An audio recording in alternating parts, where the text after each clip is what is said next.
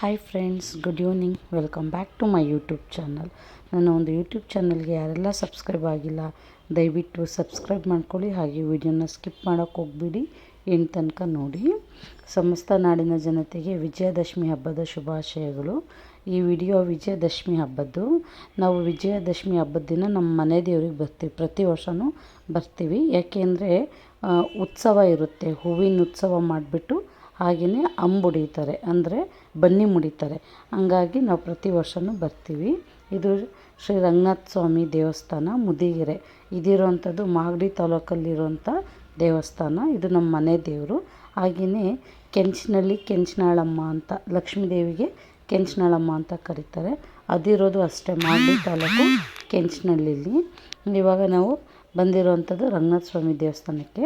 ಅಲ್ಲಿಗೆ ಇವಾಗ ಕೆಂಚನಾಳಮ್ಮ ಮತ್ತು ಸೋಮನಾಳಮ್ಮ ಅಂತ, ಪಾರ್ವತಿ ಮತ್ತು ಲಕ್ಷ್ಮೀ ದೇವಿ ಎರಡೂ ದೇವ್ರುಗಳ್ನು ಕರ್ಕೊಂಬರ್ತಾರೆ ಉತ್ಸವ ಮಾಡೋದಕ್ಕೆ. ಅಂದರೆ ಅಲ್ಲಿಂದ ಮೆರವಣಿಗೆ ಮೂಲಕ ಊರಿಗೆ ಬರುತ್ತೆ. ಕೆಂಚನಹಳ್ಳಿ ಬರ ಮಾಡ್ಕೊತಾರೆ. ಅಲ್ಲಿನ ಜನರು ದೇವ್ರನ್ನ ಬರ ಮಾಡಿಕೊಂಡು ಹಾಗೆಯೇ ಅಲ್ಲಿ ಬಸವಣ್ಣನ ದೇವಸ್ಥಾನ ಇದೆ, ಫಸ್ಟ್ ಅಲ್ಲಿ ಕರ್ಕೊಂಡು ಹೋಗ್ತಾರೆ.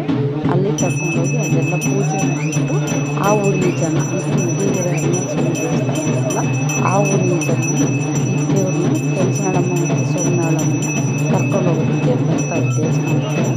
ಬಂದಮೇಲೆ ನಾವು ಬಂದಮೇಲೆ ದೇವ್ರನ್ನ ಕರ್ಕೊಂಡು ಹೋಗ್ತಾರೆ. ಇಲ್ಲಿಗೆ ರಂಗನಾಥ ಸ್ವಾಮಿ ದೇವಸ್ಥಾನಕ್ಕೆ ಕರ್ಕೊಂಡು ಹೋಗ್ತಾರೆ.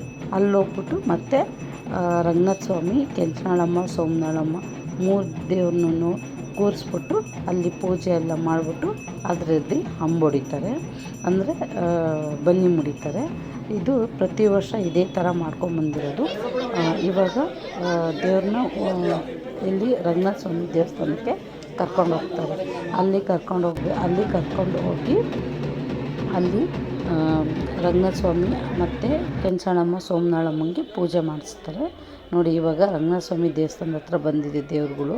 ಅಲ್ಲಿ ಇವಾಗ ಅಲ್ಲೂ ಪೂಜೆ ಎಲ್ಲ ಮಾಡ್ತಾರೆ. ಪೂಜೆ ಎಲ್ಲ ಮಾಡಿಸಿ ಅಲ್ಲಿ ಆ ಊರಿನ ಜನನೂ ಸಹ ಅಲ್ಲಿಗೆ ಬಂದ್ಬಿಟ್ಟು, ದೇವ್ರು ಬಂದಿರುತ್ತಲ್ವ, ಅಲ್ಲಿಗೆ ಬಂದ್ಬಿಟ್ಟು ಪೂಜೆ ಎಲ್ಲ ಮಾಡಿಸ್ತಾರೆ. ಆ ಕಡೆ ರಂಗನಾಥ ಸ್ವಾಮಿ ಮಧ್ಯದಲ್ಲಿರೋದು, ಕೆಂಚನಾಳಮ್ಮ ಈ ಕಡೆ. ಈಗ ನೀವು ನೋಡ್ತಾ ಇರೋಂಥದ್ದು ಸೋಮನಾಳಮ್ಮ ಅಂತ. ಇವಾಗ ಅಂಬೊಡಿಯೋದಕ್ಕೆಲ್ಲ ರೆಡಿ ಮಾಡ್ಕೊತಾ ಇದ್ದಾರೆ. ಅದನ್ನು ಇವಾಗ ಅಂಬೊಡಿಯೋದಕ್ಕೆ ಅಂತೆಲ್ಲ ರೆಡಿ ಮಾಡ್ಕೊತಾ ಇದ್ದಾರೆ. ಪ್ರತಿ ವರ್ಷವೂ ಇದೇ ಥರನೇ ಮಾಡೋದು.